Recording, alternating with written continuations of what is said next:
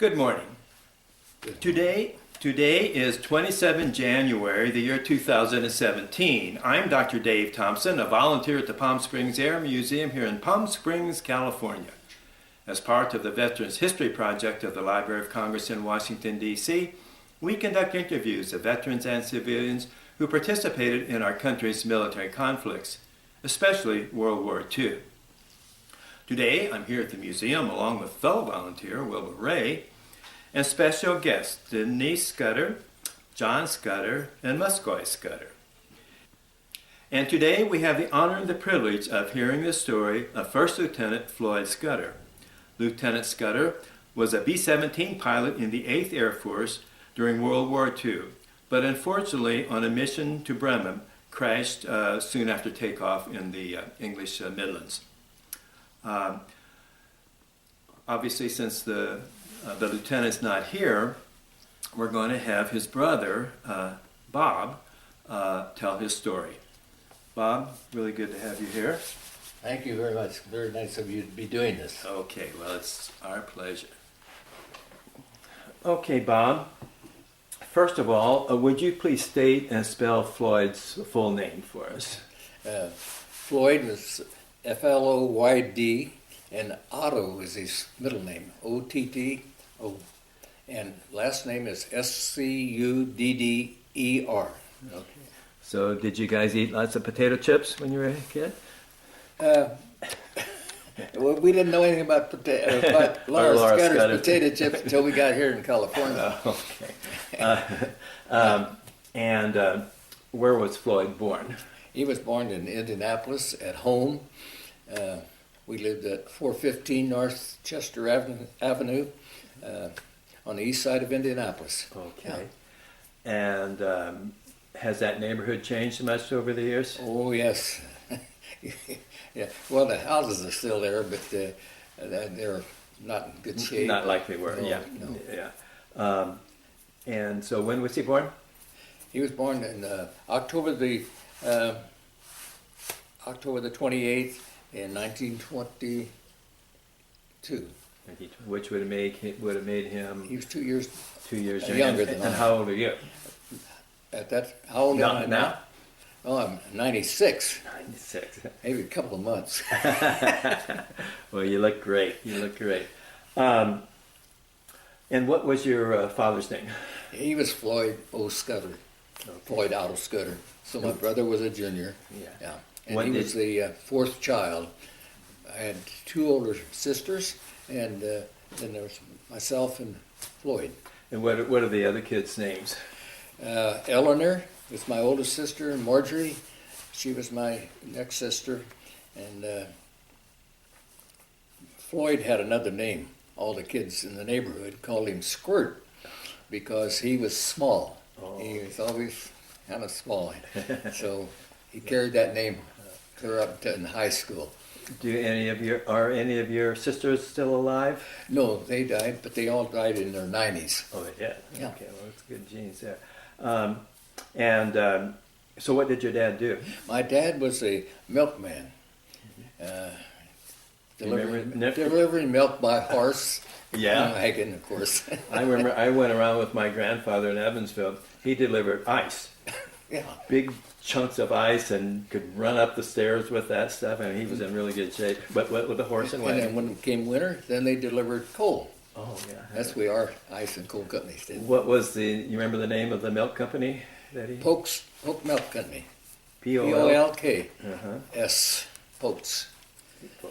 And he became a supervisor over many routes later on. And worked there for, I think, 37 years. Yeah.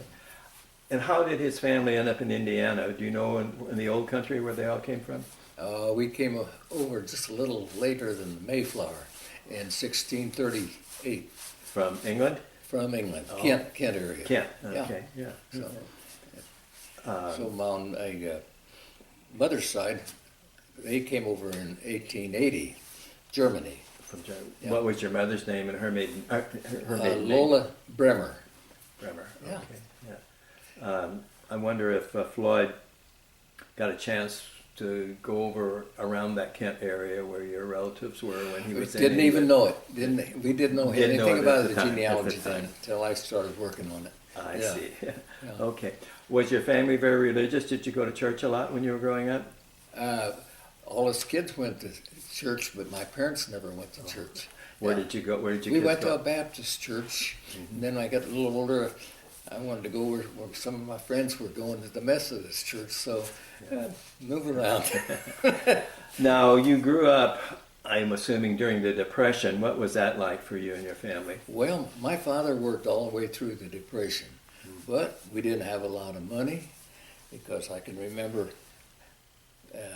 having holes in my shoes, and my mother said, well, we'll put a piece of cardboard in there, hard-pressed paper, yeah, until next payday, and then we'd get that. We'd have our shoes resoled, that sort of thing. Yeah. And my mother when we bought a Christmas tree, she went down Christmas Eve and bought that Christmas tree, and we decorated it that night. Got it Christmas on sale, Eve. huh? Everything. Yeah, my mother was the one that could save the money. But I can remember people going down the alleys and going through garbage cans at that time. There was a lot of people that were hurting. But we weren't in the worst part of town. Where you got in the. Were there any parks near your neighborhood? Yeah, there was Ellenberger Park. Ellenberger, I know that. Yeah. I used to go over there. Yeah, it was a nice park. We had a swimming pool. Yeah. We get a dime, and you could get a basket and put your clothes in. But a lot of times we'd go down where the bushes were and hide our clothes, and then we could come out and have cotton candy or something like that. When I was in dental school during the summers, I worked for the Parks Department and would go to several of those parks, swimming pools, and change the chlorine tanks. Yeah. So Ellenberger Park, I spent a lot of time Yeah. over there. Yeah. Now, on my mother's side, her twin sister, she worked for an attorney, but of course during the Depression, she didn't work every day. He'd call her in just when she had work for her. And then my uncle, he was a tinsmith, and he worked where they made meat counters and popcorn machines. And then his place completely closed down, so he was completely out of work. And then the youngest boy was still home, my Uncle Herb, he started a bread route. And he went to work when it was dark, he came home when it was dark. And he scraped out a living, and all of them pitched in and kept that house going. So that's... When you, was there a neighborhood movie theater you kids would go to sometimes? The Tuxedo Theater. What's the name of The it? Tuxedo. Tuxedo, okay. Yeah, and I'll tell you a story. Yeah. I was on a business trip back in Atlantic City, and we flew into Philadelphia, and my friend that I grew up with was a black kid, lived 4 doors from me, and we played together, and he was an organizer. But anyway, we were reminiscing when I met with him back there, went over and spent about 3 or 4 hours with him, and he was telling the story about the time that we took our mother's powder puff and put powder all over his face because this was a special show going on at the theater, and all the kids wanted to see this. So my brother and I did this, and we took him down there, and of course they knew what was happening, but they let him in just because they because it was the blacks weren't allowed to and he go in. remembered that story, and I completely forgot all about that. Interesting about that. Guy just passed away here, and he was from Evansville, and he was a black guy. He was a Buffalo soldier. Yeah. And they were, he was at Fort Huachuca, and then they went over and he fought in Italy and stuff like that. I didn't know him until I came here, but it turns out he and my mom went to the same school, or to the same church, and then they had a place, they called it Baptist Town, where all the blacks were in Evansville, and they had a movie theater called the Royal, and my mom took tickets there. Yeah. And so she was a white, and but in those days it seemed like y'all seemed to get along. Yeah. We had a woman that played the piano, or she'd switch over and play the organ at the movies. Yeah. Yeah.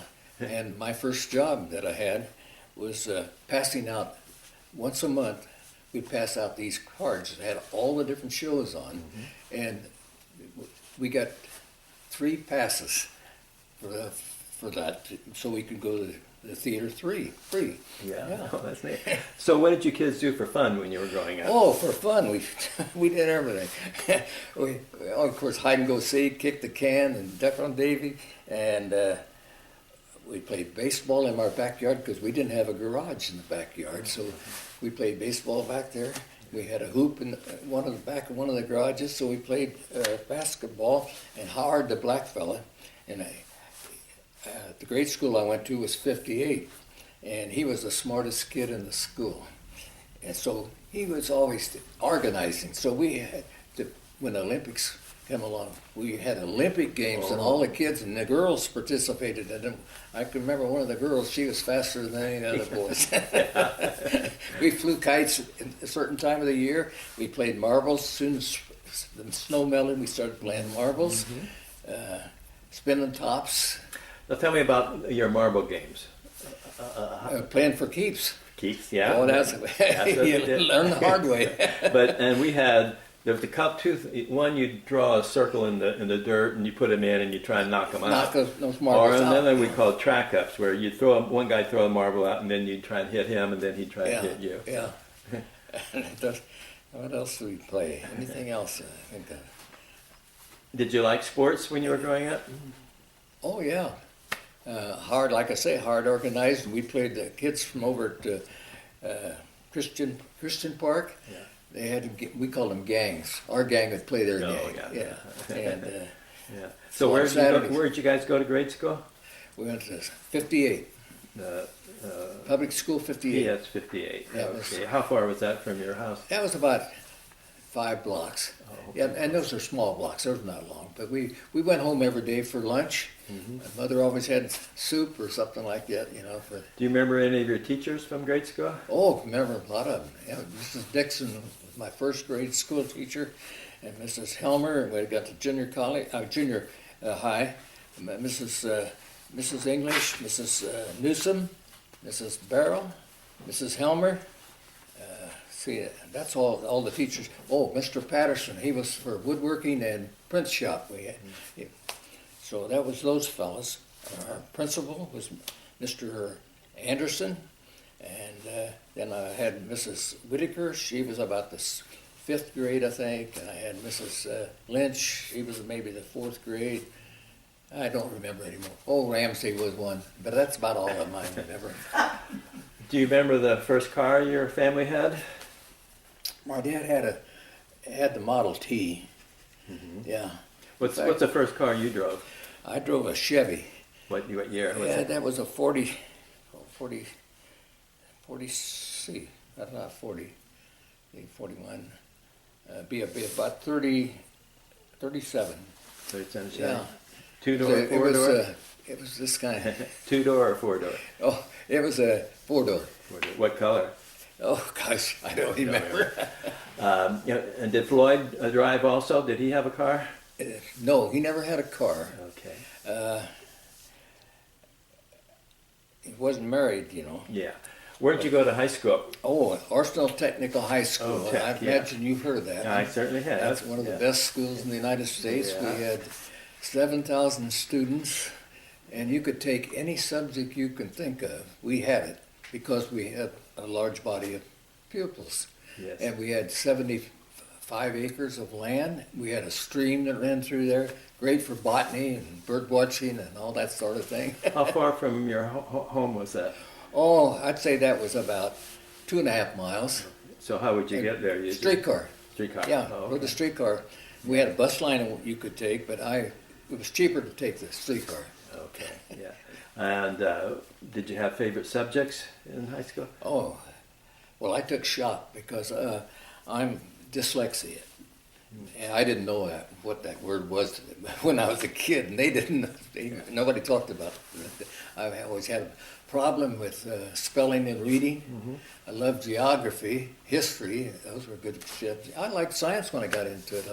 And one of the good subjects I had in high school was physiography, and that was groundwater study, weather study. rocks, land formations and all that. Loved it. That was a great subject. What was Floyd a good student? Oh, he was better than I was, yeah. And he was in ROTC. Oh, he was. In Tech, and he was an officer in the ROTC. What branch ROTC? Was it Air Army? It was the Army, yeah. Mm-hmm. Sergeant Lynn, the whole thing, a master sergeant. And then this.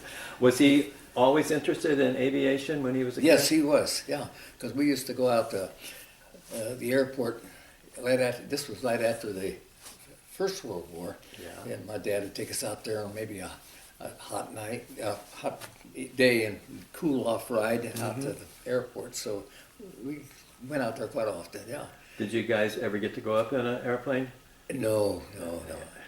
Yeah. But and right before the war, my brother tried to get into the Air Force. They wouldn't take him. He had false teeth. Oh.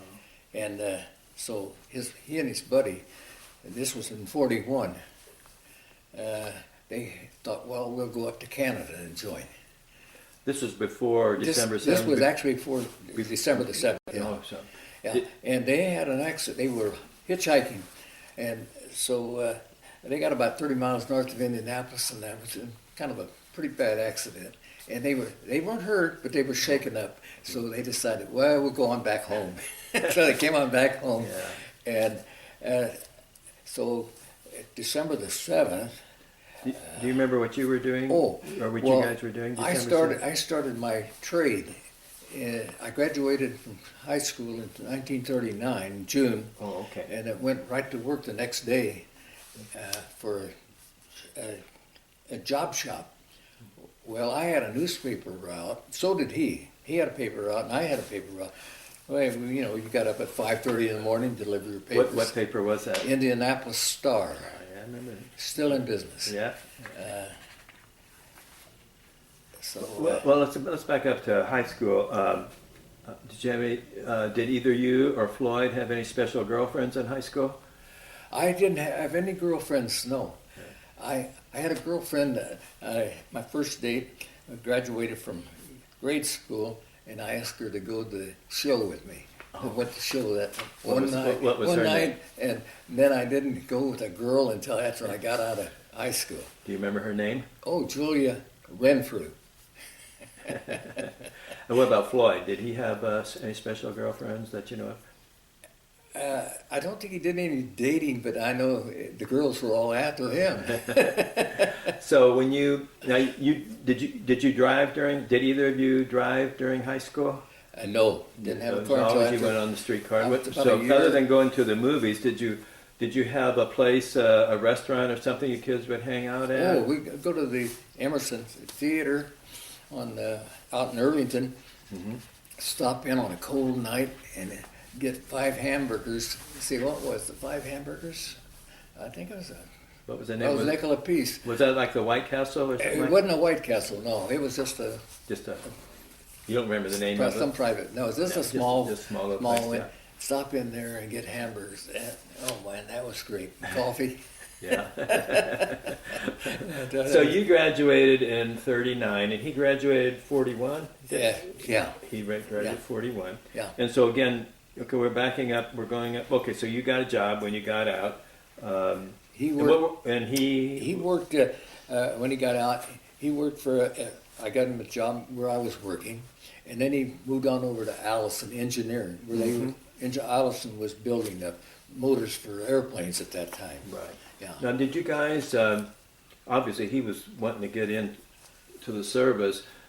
Did you know what was going on in Europe? Did you have any idea we might be in a war before long or something? Yeah, it was scary. Germany was just advancing through different countries, one after the other. Yeah. And we could see what was going to happen. Yeah, definitely see it. Do you remember what you were doing December 7th, that Sunday? It was on a Sunday. Yeah. Yeah. It was seemed like it was about 11 o'clock in the morning. We had the radio on, and a message came over. Yeah. And I was living with my mother-in-law and father-in-law. We'd just gotten married. Oh, you did? Oh. Yeah, and had a baby. And so what was your wife's, where did you meet her? In high school?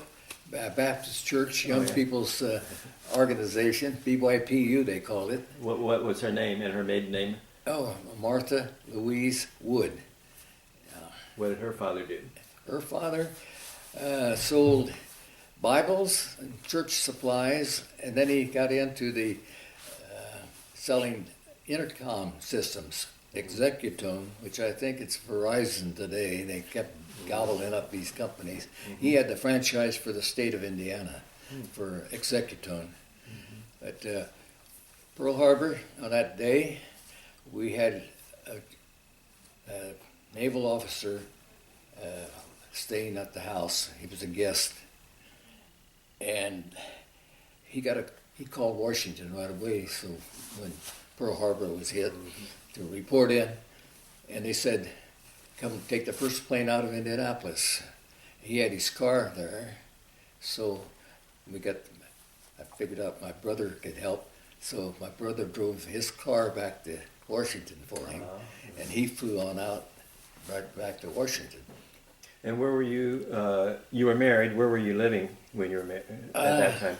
I was living on Bankers Lane. I think I can't remember the number. It was south of Washington Street, so it must have been about 100 block. Was it a house or an apartment? Or it was a 2-story brick house. Oh, yeah. Okay. Yeah. And you guys were where were you working? And I was working at Wallace Tool and Die, learning my trade. Okay. Yeah. The tool and die maker. I started out at 25 cents an hour, and within about 3 weeks, I got a nickel raise. Now, that's a 20% raise. That's high. But that was the minimum wage. They raised the minimum wage at that time to 30 cents. So, and what was Floyd still living at home on December 7th? Or? He was still living at home. Yeah. At what was that? 415? No, 3. The one that you talked about before, where you all grew up in. He was on DeQuincy, 105. That'd be North DeQuincy. There was something I wanted to tell you. Well, had your family moved from one house to another? We lived at Chester. That's where my brother was born. Yeah. We went to DeQuincy, and that was his last home. I see. Okay. Here in the And United so States. did he join up pretty soon then? Well, what he did, came back, and my brother-in-law was an officer at Chanute Field up in Illinois. So my brother went up there, and my brother-in-law helped him get in because he had these false teeth. He had false teeth real young, see. And he got him into the Air Force then. So I think he was the 23rd day of December that he got in. Oh, right away. Yeah. Started his Do you training. know where he went for his basic training? He for basic training, he went to Fort Lewis, Washington. And then, Oh. how did he, but he had to go to, where did he get his pilot training? His pilot training? Oh, well, he went to Or cadet? Bakersfield. Yeah, He went to Mentorfield. Minterfield, I think he got his wings at Galvin, where is it, Wyoming? And then I think he got his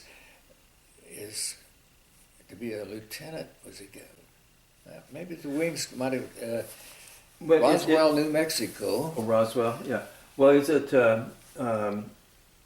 it seems like it's kind of difficult to get into that unless you have some college education or some No, he didn't. flying. Didn't No, have he any of that was, stuff. no, he was sharp.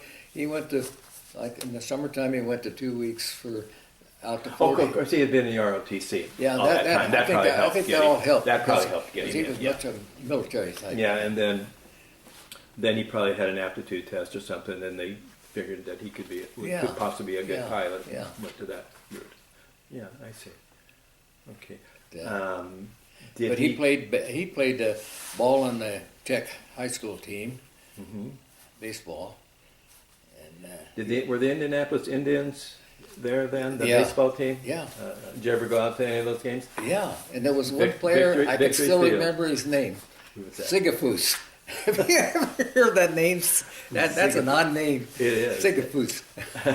Yeah, But that's the only thing I know. I went a couple of times out there. yeah. Sat way out in the bleachers, of course. course. You know, money. That's right. Yeah.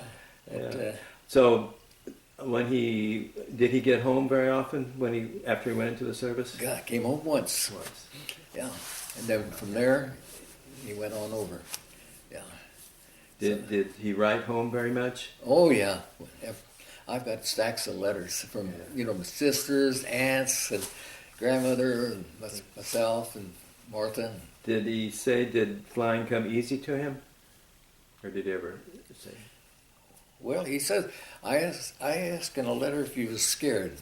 And then he wrote back that he says, you don't have time to get scared. And then he told me all the different things he had to do. He says, I probably left out some of the things I had to do. But he says, you're busy. Right, yeah. Yeah. Well, in navigation, he said he came in third in each class of 60. I thought that was pretty good. Yeah. I forget that. There's some other things, but I don't remember them exactly. But he did pretty good. Yeah. So, but when he was over in England, I know he didn't have his he wasn't assigned his crew then. They I don't know why, but they split him up, and he was, if they needed a pilot, he'd go. They rotated, and they dropped out. Were getting killed so fast that The replacement, it was especially in '43. That's when he went over, right? Yeah. Yeah, they said that the odds of you coming home, because they had to fly 25 missions, was 1 in 3. Yeah, I know. And so it was not good. He was Because we didn't have, they didn't have fighter escort, Yeah. and at that time, so it was. I know. In one of his letters, he told Mom, he says, "I still got the key," and he says, "I'm going to use it to get in the house, get in the home, get in the house." Yeah. And, so when did the family hear about what happened to him? Well, I was at work, and my sister Marge, she called me and told me.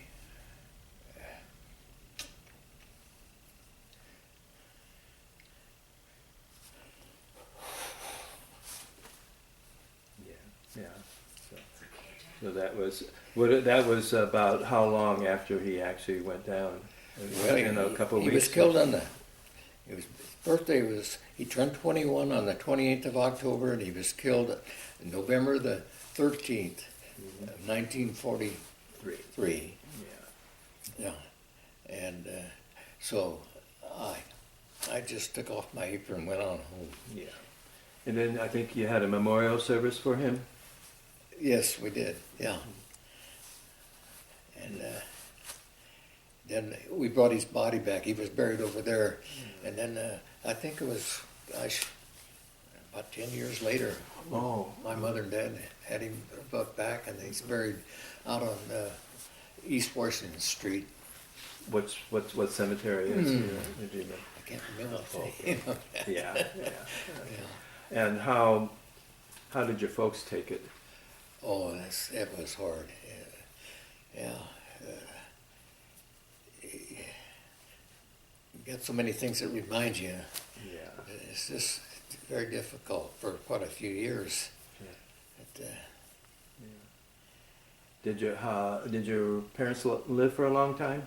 How old were they when they passed away? My father died at 78, but he was a heavy smoker, 3 packs a day, and died of emphysema.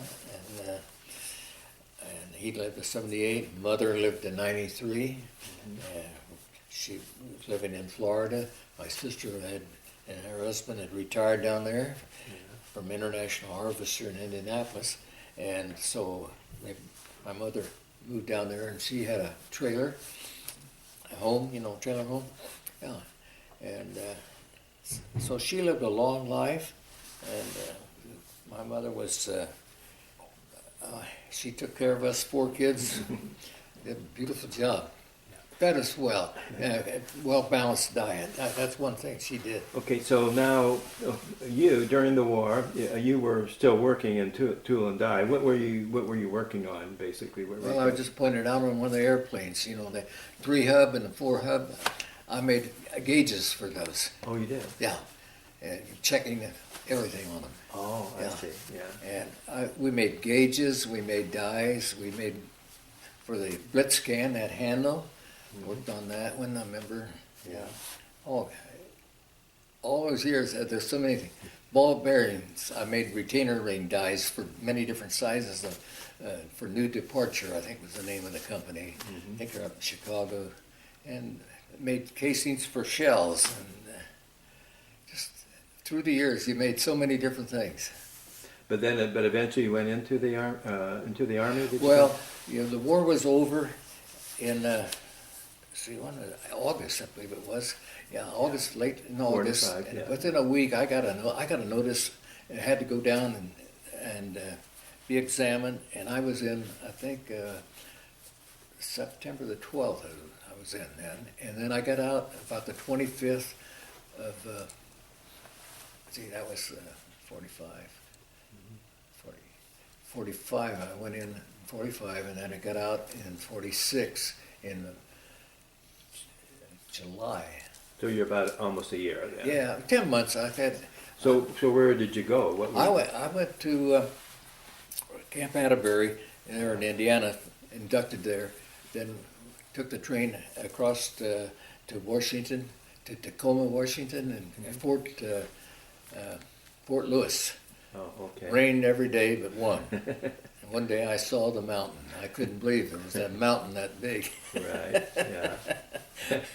But from there, after my training, I went to Fort Belvoir. That's Alexander, Virginia. Right.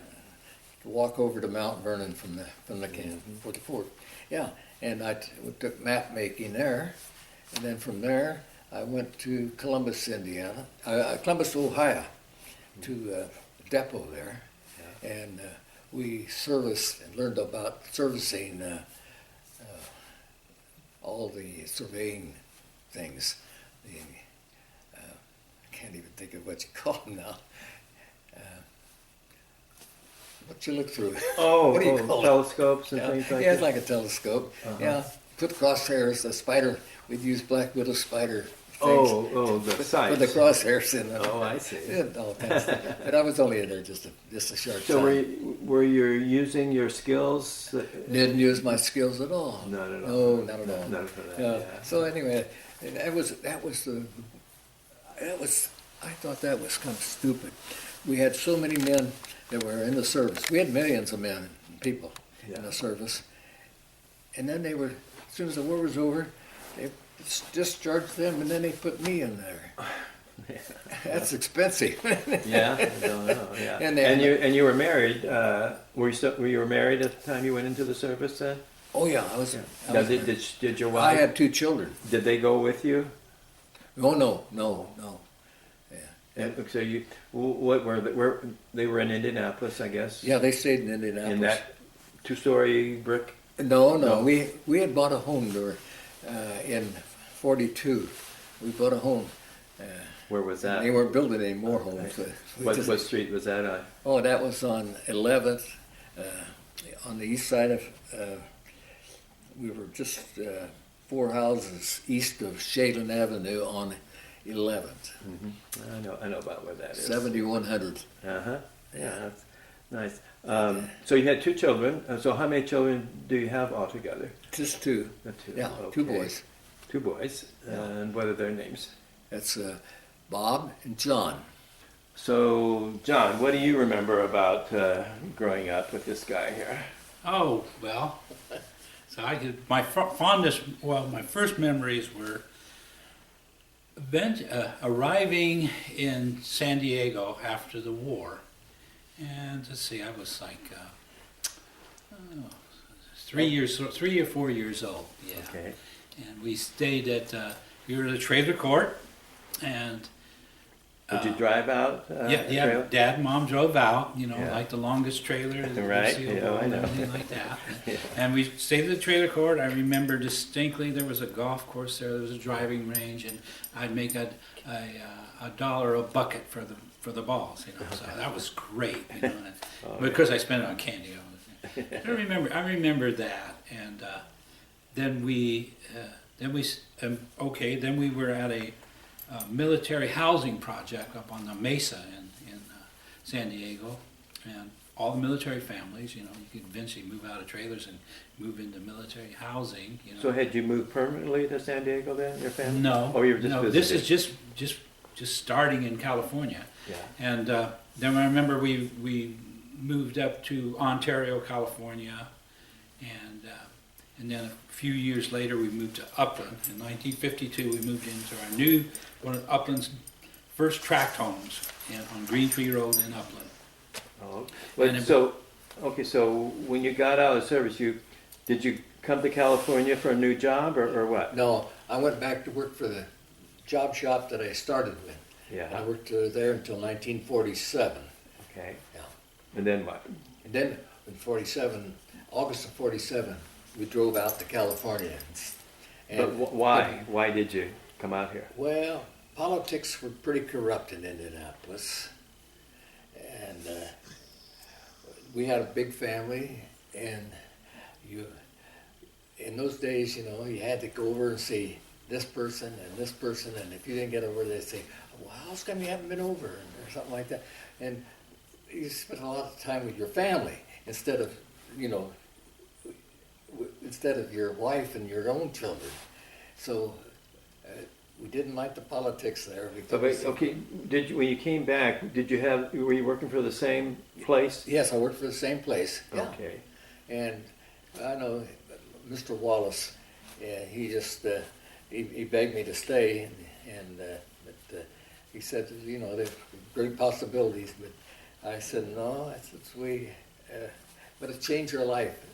Yeah, well, I think that was a Yeah. good choice. I mean, that's why I'm here. I mean, Indiana is a nice place to be from, but the weather is so much nicer here. So that's the whole reason I'm here. I got my job through my paper route. I used to talk to my customers. I had to collect once a week for the paper, and certain people you just talked. Had conversation with them. I love to talk.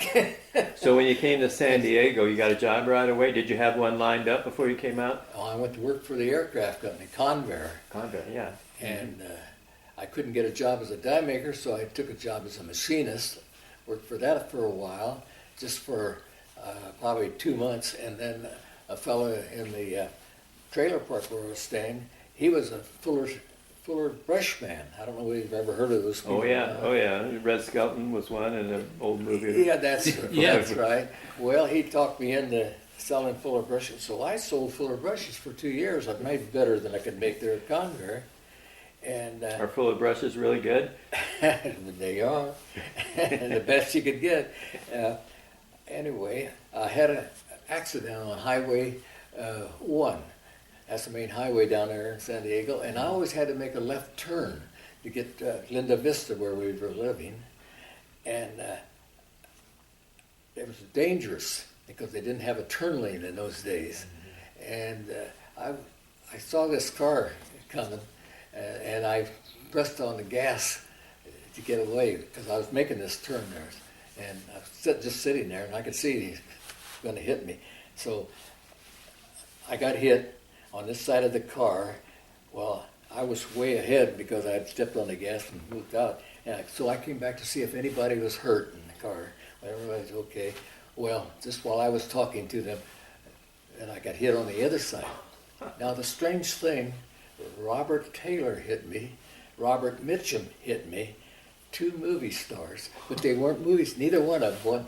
Robert Mitchum was just a cadet down at the naval base there. Names. And the other kid just got his license, and he had his mother, taken his mother and his grandmother somewhere. That's strange, isn't it? Yeah, it is. But, So how long did you work for Convair then? after my car accident, I went to work for Conver, and this was in '50, and as a die maker then I got, so I went back as a die maker, and I worked a short distance, and then they started laying off, and laying off people who had been there for 10 years, you know, so I didn't have a chance, so I couldn't find a job there. There's only one other manufacturer made fishing reels down there. There wasn't any other manufacturing.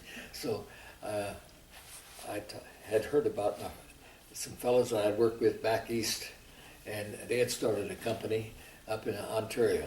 So I went up there, got a job with them, left the family down in San Diego until school was out, and then brought them back in. What was the name of that company? That was Western Moldings and Stampings. We made molding for automobiles, and in those days they were putting a lot of molding on cars, all that stainless steel. Yeah. So I worked for them for. I worked for them for about 2 years, and then I moved out over to San Gabriel and worked for Clary Multiplier. We made multiplying machines and we cash registers there, and also we were making gyros and servos. That was really nice work there. But then I worked at some few other job shops around. They moved to Arkansas because they had union trouble and they wanted to get out, so they moved. So I moved on then, and I worked at probably 4 or 5 different companies there. Finally, I got in a '63, I think it was about '63. I got a job at Jones and Roy Company. That was a great place. They'd give you a drawing of something they wanted a die for, and then you got to design the die and build it, and then you had to run the first 1,000,000 parts off of it and get all the bugs out of it, and you learned an awful lot that way. So that's the best way to learn the trade.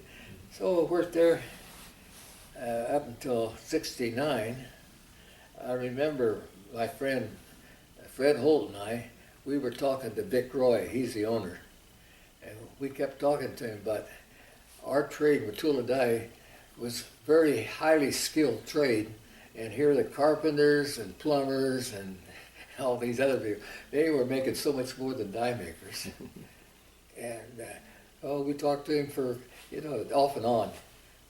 And finally, what he did, all of a sudden, one day he surprised us. He gave us, everybody in the shop, a $2 raise. So that was up to $6 an hour at that time. Well, you had die makers coming from out of the woodwork. But he was a great man. Anyway, he sold the company about in '68, and then it started going down. And so I just, in '69, my other son, Bob, he and I decided and Fred Holt, the other fellow I was just mentioned, we decided we'd try it ourselves. So we rented a building in Upland for $95 a month. We had about 1,200 square feet. We started there, and we were we could get tooling to build from the company we just left, Jones and Roy, because so many die makers left. They had all these tools that had to be built, the ones they had. And so we got those, and then I got in with, I was doing the road work, going out trying to get business, and I got in with General Electric. They made irons in Ontario. So we got quite a bit of work from them. And then the Vietnam War came along, and I was with the anti-war movement. Didn't think we needed to be in that war. And I belonged to the group over in Claremont. And of course, we had demonstrations. Cassius Clay came to one of their, we were over at Century City in LA, did that. But anyway, while I was passing out over at the plaza, I was passing out pamphlets, about the Vietnam War, and I got to talking with another fellow that was there, and we talked about what we were doing. He was an engineer, and I was in my trade, I told him, and he said, I've got a company that they can't get their parts made, and we paint their metal for them, but he says, they'd like to have somebody else do it. You think you could do it? I said, well, let me see the drawings and we'll give you a price. And so we did, and we got the contract for that. And then we were making those parts for them and building tooling at the same time. And then I was calling on one of my this customer, and I was sitting in the lobby and I was looking through one of their trade journals. Yeah, we're making it. They're using the same thing we are. So I made a call and asked them if I could stop by and see them. And this was up in the San Francisco area. So I called on them, and I got a chance. They gave me a chance to make parts for them. Then I. How long did you keep your company, or do you still have it? Is the company still? Your company still going? Yeah, my son has it. Bob has that. Okay. And my grandson works there, Jay Scutter. And then my great-grandson, Max Scutter, works there. Yeah, so we've got four generations. I retired in 86. By the way, I want to go back to when you were in the Army, what was your rank? Private. Private. I never was assigned to any Army unit. Oh, okay. You got to be in an Army unit before you can get assigned anything. Yeah, okay. But I wasn't working for a career. You're right, yeah. Okay, so let's go back to you guys. John, you, how old were you when you ended up in Upland? Okay, that was, You was- started. oh, You were in 8 school years. down there, Yeah, about 8 years. Okay, about 8 years. So that's kind of when you kind of remember. That's what you remember the most of the time. So did you live in the same house most of the time? Yes, we did. We lived in the house for quite a while. Yeah. What's the address of that? 369 Green Tree Road. Was that right in Upland? Or? Yes, Upland. Yeah, I know. I mean, but in the town, how big is Upland, by the way? Or At that time, when we moved there, it was 5,000 people. what's it now? It's about 80,000. Really?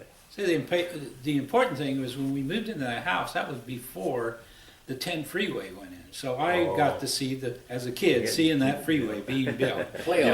And so it was a great thing, I mean, what the heck, So what did you kids do for fun? Did you go to the beach much? Yeah, we did. We went down to Laguna Beach. We went to Young's Beach. Yeah. Yeah, I know. It's Salt Creek.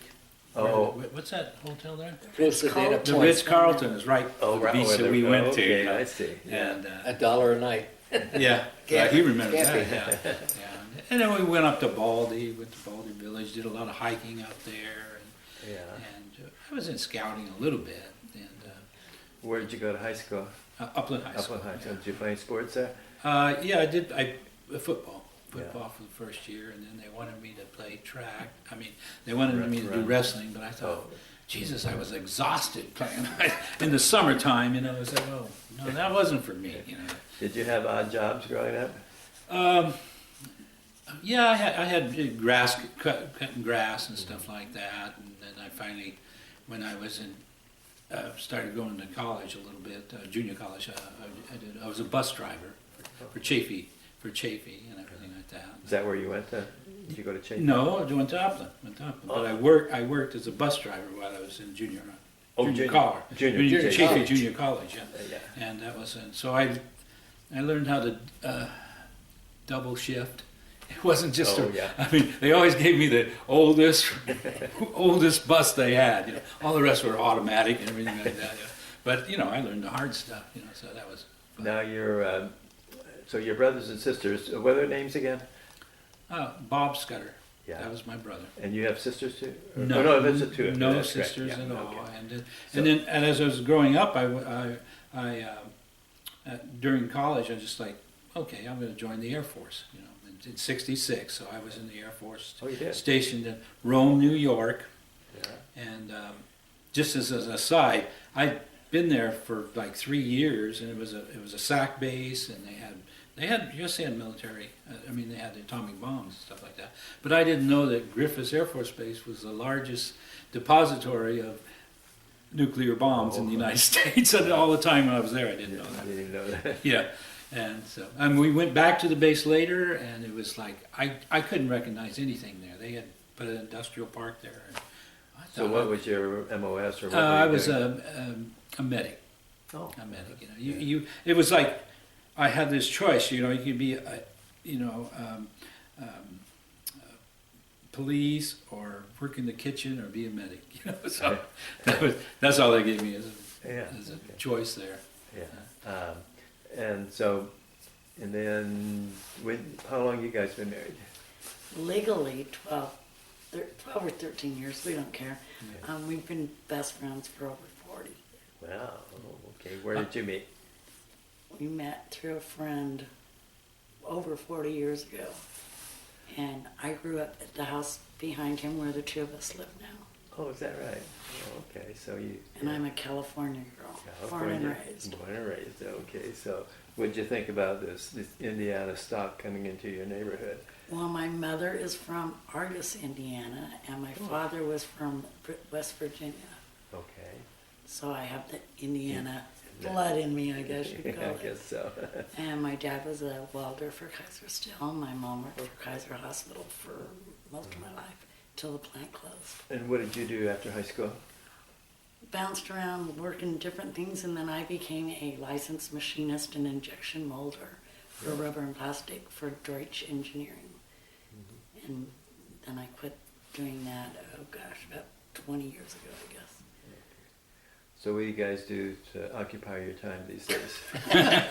We travel a lot. We goof off a lot. A lot of play. Just as an aside, when I was in the service and when I got my permanent station at Griffiths Air Force Base, I flew into New York, and I went to New York City. I'm going to spend a few days there. I had like 3 days, and it was in the, just fall, no color or anything like that. And so I went to the YMCA and stayed there, not knowing nothing. But so like Sunday morning, I got up Sunday morning. I said, I'm going to walk around New York. I went to Central Park, and there was very few people there on Sunday morning, And then I said, I'll just go south. I'll walk down to the Bowery, At least I knew where that was. There was nobody. There was nobody. Sunday morning in New York, there was nobody. I saw absolutely nobody on my walk all the way down there, I don't know how many blocks. But then I got there, and they had a World War II memorial there of all the people that died in World War II. Mm-hmm. So naturally, I'm looking up Floyd Scutter, and there he was. And it was like, it was what a moment. It was like, here's New York. I know nothing about New York City. I know nobody living there, and they got my uncle there. It was like, wow, that was just one of those moments you just come across. And do you have children, you guys? We have 2 children. We have a son who is, 29, and a daughter who's 26. What are their names? Brent and Irene. And Brent lives in Las Vegas, Nevada, and Irene just moved back home in August. Do you have grandchildren? No. No grandchildren. Okay. But we do have We one do have here. Mr. Musk. I need a service dog. And how old is he? He is a year and a half. He'll be 2 in March, and we found him up underneath the front bumper of the mail truck as a puppy in very bad shape. And that's why he has small ears. And we saved his life, and now he saves my life. Well, how did he learn how to take care of you? The second we rescued him and started helping him feel better from parvo and hematosins in his ears and damages, he watched my other service dog. And it was like he'd say, I'm going to do your job someday. And then after we were told the other one needed to retire. My husband took the class for AKC Good Citizen with him and me because there's a lot of things I can't do. Yeah. And so he went to school, and now he's with me 24/7. Great, great. Okay, and so what are you doing these days? What am I doing these days? Yes, sir. Oh, I've been working in politics, I guess. Working for a city councilman. Oh yeah. Okay. And now, Flint. Just, Yeah. to get him elected. Uh-huh. Well, we just got through trying to get elected for mayor of the town, but we lost that Oh, race. you did. Oh well. Always next year, right? Oh, that's right, yeah. Can't win them all. Can't win them all. So you consider yourself a Californian now? Oh, definitely. Yeah, especially after seeing Yule Hauser. I've seen so many places Oh, been. yeah. I've been so many places in California through the years. My wife and I always did a lot of traveling. Yeah, that's Yeah. good. So you guys, you travel a lot, you The said. three of us travel a lot. Oh, together. Traveling. Mostly Dad will around decide- in Dad the once in a the year states, will- or do you go overseas? Any? Mainly in the U.S. There's a lot here to see that people Sure. should see first. But Dad will get his.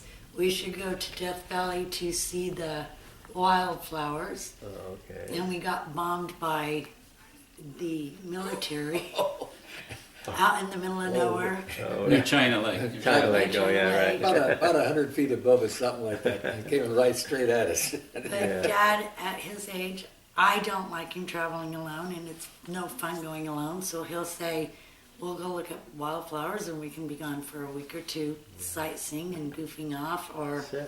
his bucket list of Yosemite and Yellowstone and the Alwani Hotel. Or Dad will get an idea that we should take a trip. We all went to Indiana for our family's memorial service last year, the three of us, and stayed in Indianapolis and went to the towns and the farm where Dad grew up, and went driving around to the school that they went to high school, the tech school, and walked around it and saw it. And then we drove around to all his newspaper route in the car, and we did drove him to all the homes that he wanted to find that had been in the families. And we got to the first few, and Dad would be like, well, I know this is right, but it's gone. It's a parking lot now. Yeah. So we go to the next ones, and so we do a lot of traveling with Dad on bucket list trips or goofing off trips, Sure.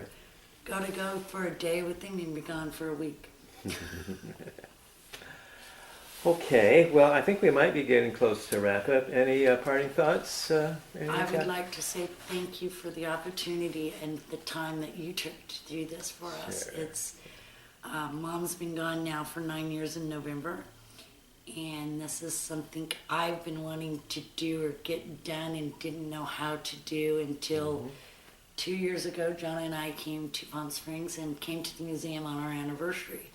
Now it's turned out to be a tradition for us Good. that we come here on our anniversary. And I was told about you guys did this and could find everything out, and talked to Dad, and that was the end of December, and we're now at it's almost 30 days from our anniversary, the 29th would be.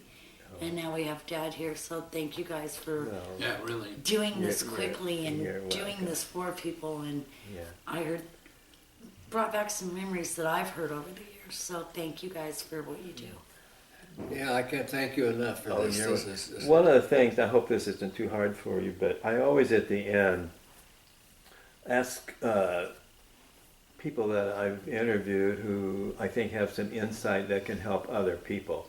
And in your case, Bob, what it would be we still have a lot of young men in harm's way. Oh, yes, we do. We're losing them, and their families are going through what you had to do.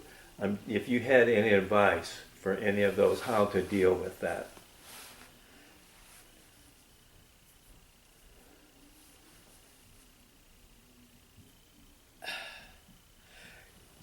I don't know what to say on that, really.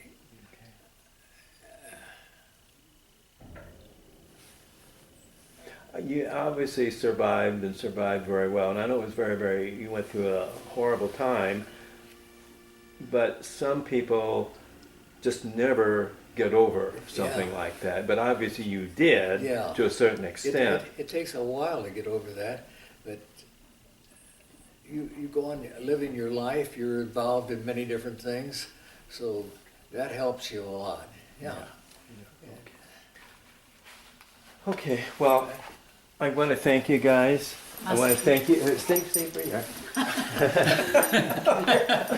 I want to thank you for your service. What is your last name? Dave Thompson. Yeah. Thompson, yeah. Okay. Well, this is wonderful work that we're doing. Well, good. And thank you for your Yeah, service. thank you, and Dave. thanks for sharing. Hey, thanks for bringing them in here and getting this done. Again, thank you guys for doing this and so quickly for me. Oh, sure. Because at 96, trying to keep him or fit in his schedule. Oh, yeah. Yeah, it sounds like he's a busy guy. Back home again in Indiana, and it seems that I can see the gleaming candlelight still shining bright through the sycamores for me. The new moon haze and all its fragrance from the fields I used to roam. When I dream about the moonlight on the Wabash, then I long for my Indiana home. Back home again in Indiana, and it seems that I can see the gleaming candlelight still shining brightly through the sycamores for me. The new moon haze sends all its fragrance from the fields I used to roam. When I dream about the moonlight on the Wabash, then I long for my Indiana.